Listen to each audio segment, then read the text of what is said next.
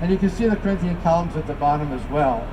This is characteristic of neoclassical architectural design.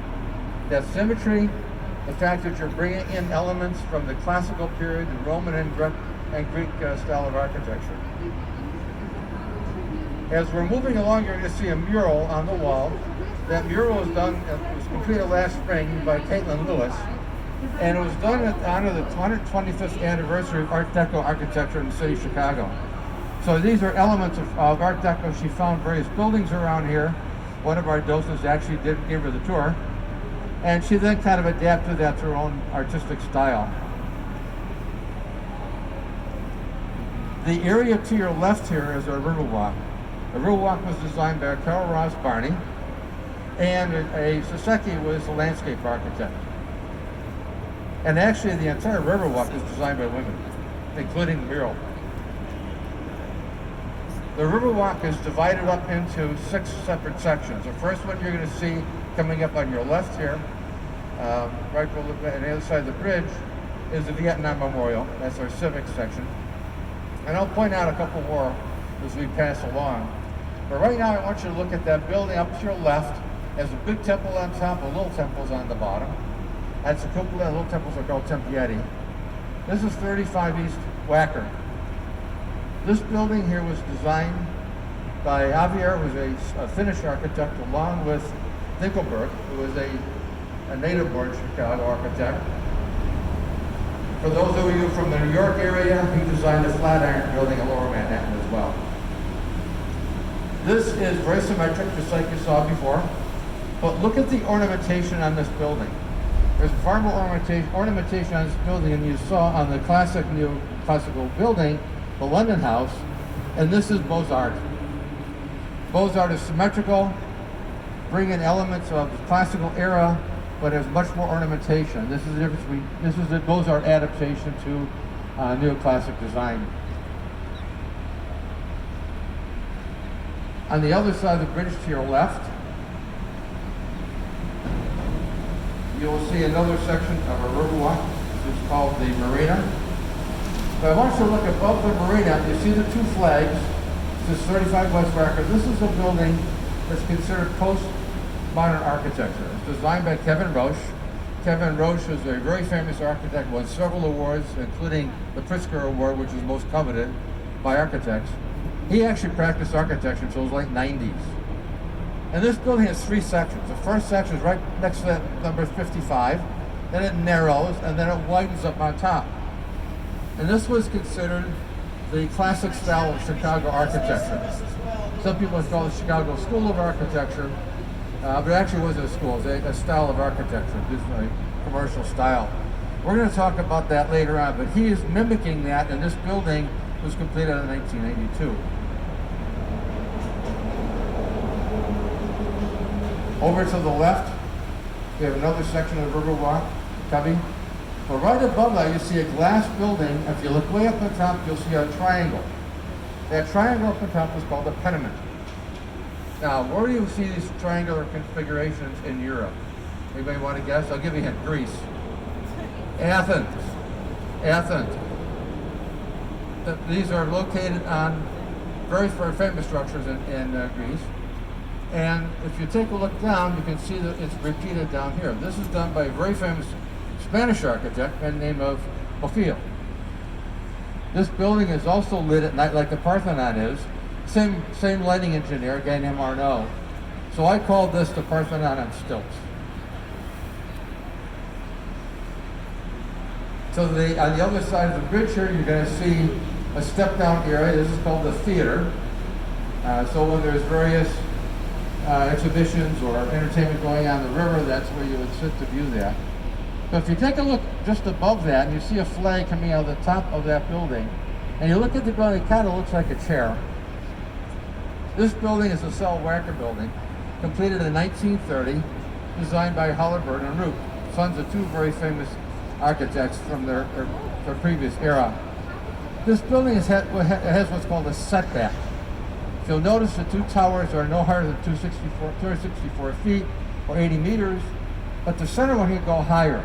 And the reason for that is that when Chicago started building tall buildings, The city was very worried that they would cast shadows on the streets and make the streets dark, just like Gotham City. Except we were Gotham City 3 times when they filmed Batman here. And that building there has a setback, so the 25% of the footprint could go higher than that 80 meters. That's over 64 feet. Another section of Riverwalk. This is my favorite section. Can anybody figure out why? Look at what story's over there.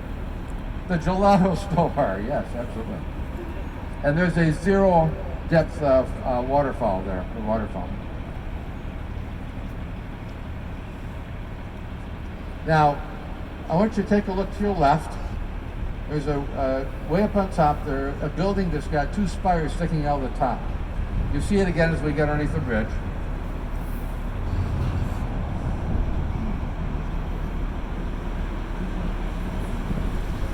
This is at 225 West Racker. If you look, you'll see at the entryway, you'll see a porthole with a flagpole sticking out of it.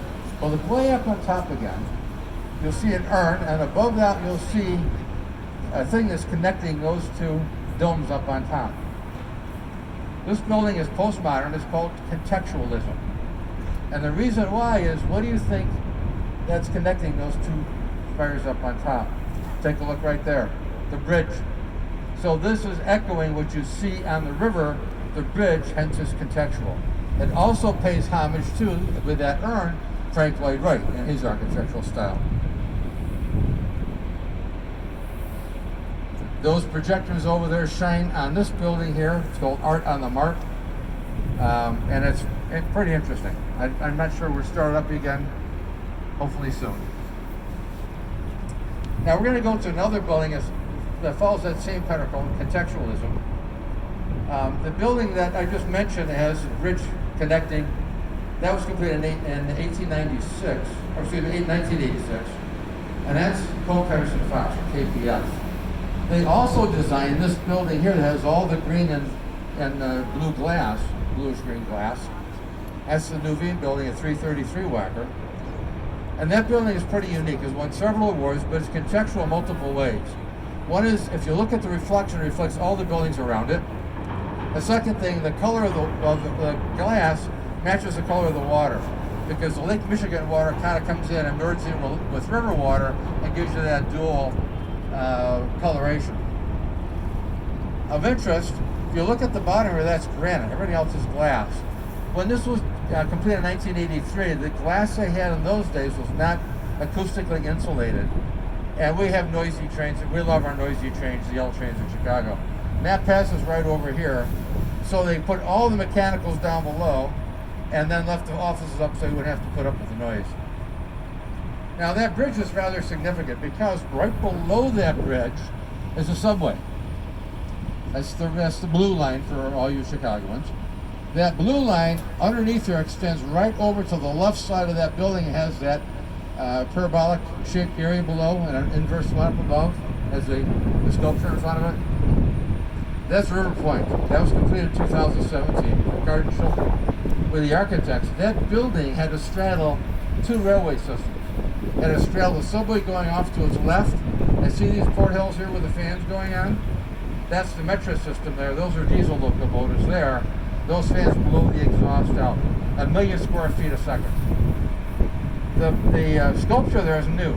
That was bought by the developer, and Santiago Calatrava was the architect that designed that. It's called Constellation. Most of us aren't going to call it that. We're going to call it the Spire or Flame or something, I guarantee you. This is an office building here. Pardon? These are offices. Yes, that's an office building. This is, I'll tell you about which are residential. Hang in there. All right, now I need help with the next building. You see that building up off to your left here? It's colored. All right, I have an argument with my wife. I think it's orange and she thinks it's pink. How many orange do I have? All right, good, thank you. I can tell you somebody supports my view. This is called the Fulton House. And this at one time was the North American Cold Storage Building. Completed in 1898 and the second section in 1908, designed by Frank Abbott. And you can see how thick. Look at where the balconies are. See where it's painted yellow? Those walls are 4 feet thick. And they were insulated because this is a cold storage building.